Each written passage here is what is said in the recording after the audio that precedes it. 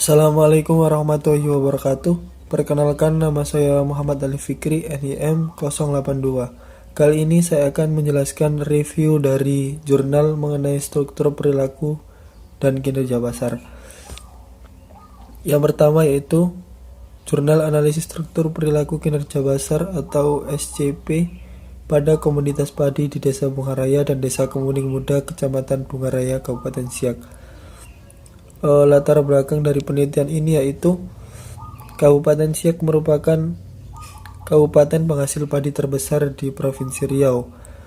Luas panen dan produktivitas tanaman merupakan faktor utama dalam meningkatkan produksi padi.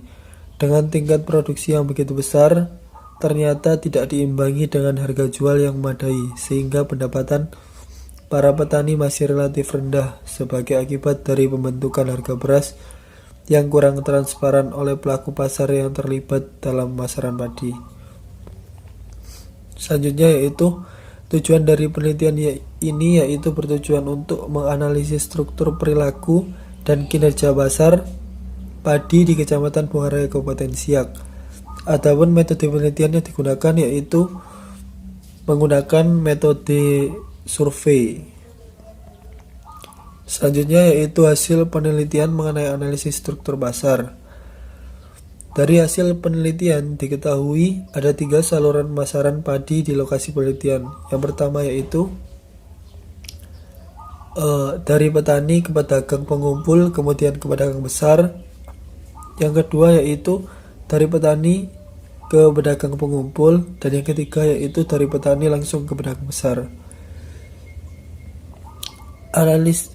Analisis struktur pasar padi dianalisis dengan menggunakan analisis market share, konsentrasi rasio, dan analisis indeks Herfindahl. Dari beberapa analisis tersebut, pasar padi yang terbentuk di Desa Bungaraya dan Desa Kemuning adalah pasar oligopsoni. Hasil penelitian selanjutnya yaitu analisis perilaku pasar. Di Desa Bungaraya, petani dapat melakukan tawar-menawar pada saat melakukan penjualan ke para pedagang, dan petani juga bebas menjual padi mereka ke pedagang yang menawarkan harga yang lebih tinggi. Hal ini dikarenakan petani yang ada di Desa Bungaraya tidak memiliki keterikatan kepada para pedagang, berbanding terbalik dengan petani di Desa Kemuning Muda. Petani harus menerima dengan harga yang telah ditetapkan oleh para pedagang besar, karena mayoritas petani di Desa Kemuning Muda telah terikat dengan pedagang besar yang ada.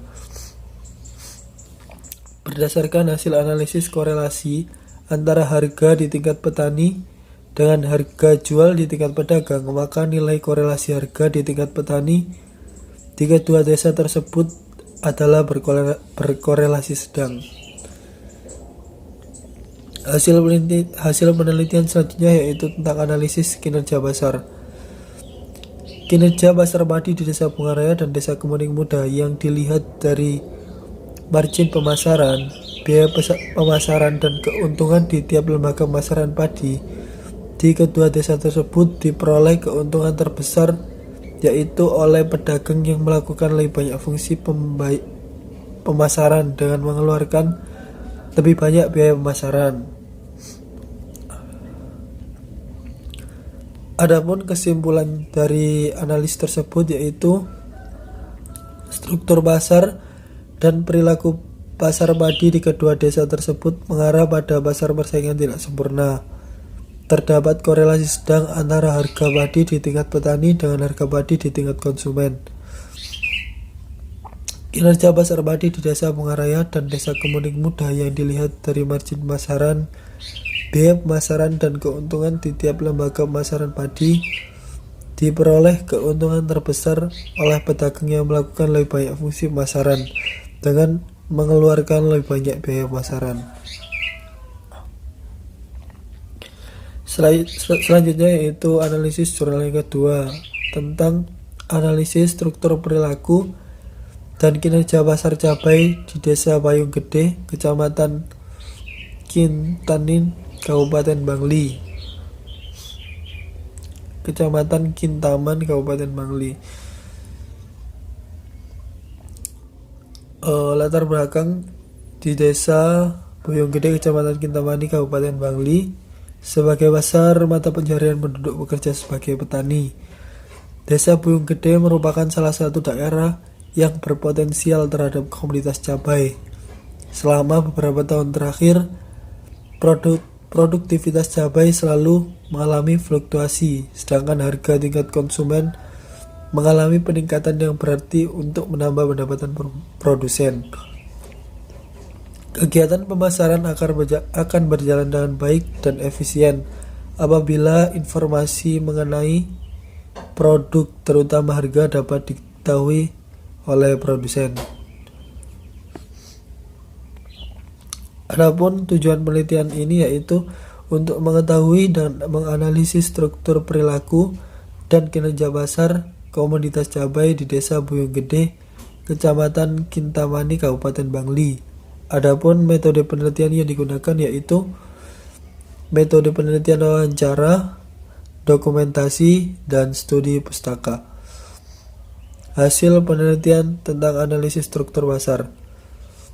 Struktur pasar meliputi diantaranya yaitu saluran pemasaran, jumlah lembaga pemasaran, diferensiasi produk, hambatan keluar masuk pasar, hubungan koordinat vertikal. Ada 3 jenis saluran pemasaran yang ada, yaitu yang pertama dari petani ke pedagang pengumpul, ke pengecer, kemudian ke konsumen.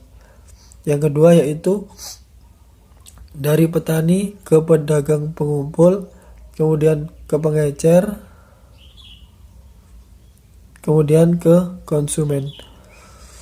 Pedagang pengumpul di saluran pemasaran yang kedua yaitu pedagang pengumpul antar kota.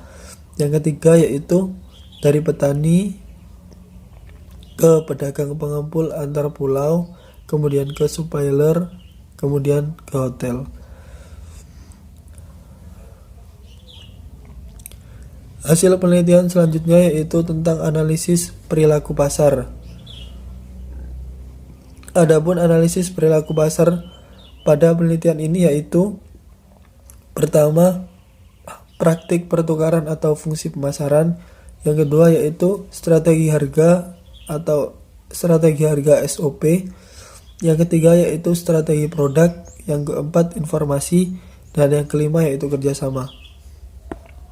Hasil penelitian selanjutnya yaitu analisis kinerja pasar. Kinerja pasar dalam penelitian meliputi margin pemasaran, farmer share, dan efisiensi pemasaran.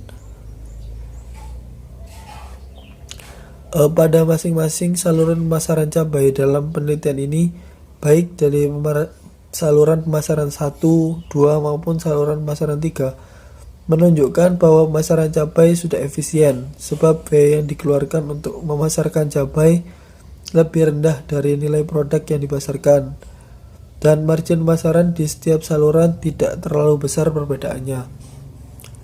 Kesimpulan dari penelitian ini yaitu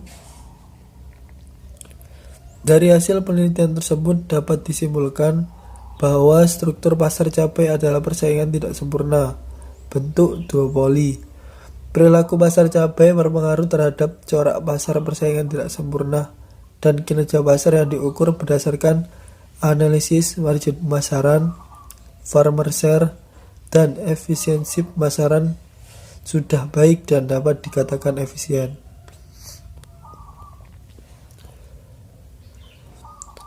Berdasarkan review dari kedua jurnal tadi, dalam hal kinerja pasar, jurnal 1 sangat kurang baik dan perlu perbaikan untuk menunjukkan kinerja pasar yang maksimal.